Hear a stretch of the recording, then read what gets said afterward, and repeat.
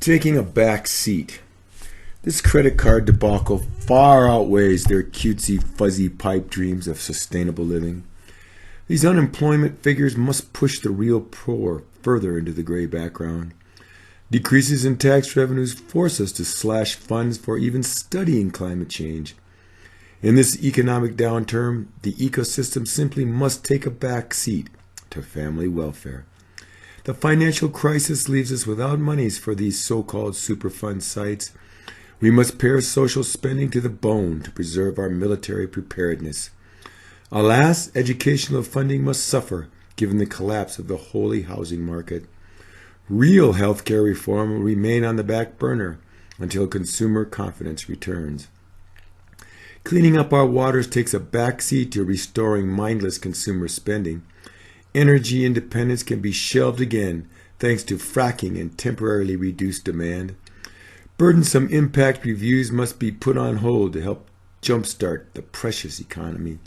Expensive emission control procedures can be waived until the recovery finally takes hold.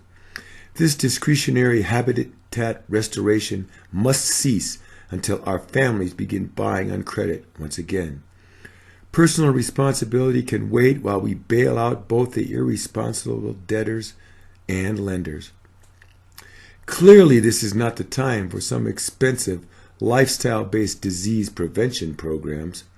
We certainly cannot impose costly deposits on recyclable materials during this crisis.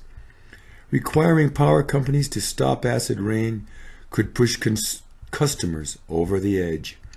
Mandating energy efficiency for electronics could hurt slumping sales even more.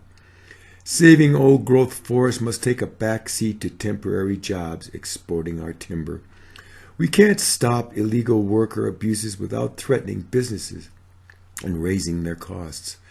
Protecting our soil must now take a back seat to curbing factory food price increases.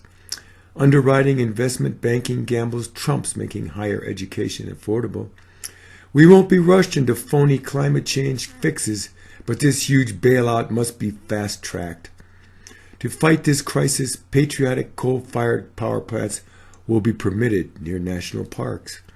Limiting worker chemical exposure imposes undue costs on already stressed industries.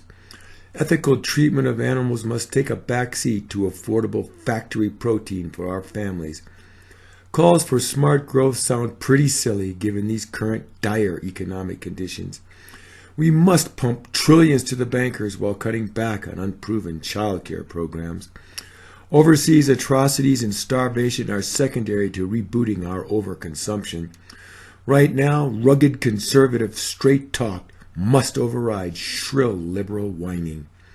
We cannot embark upon squishy socialist programs lest we jeopardize a fragile recovery. Unlike the planetary ecosphere, our investment banks are too big to be allowed to fail.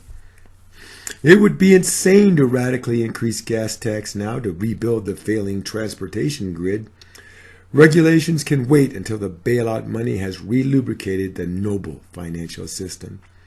Habitat preservation is for the birds when good families are suffering economic hardship. Fairy tale wacko concerns must take a back seat given our ongoing economic uncertainties.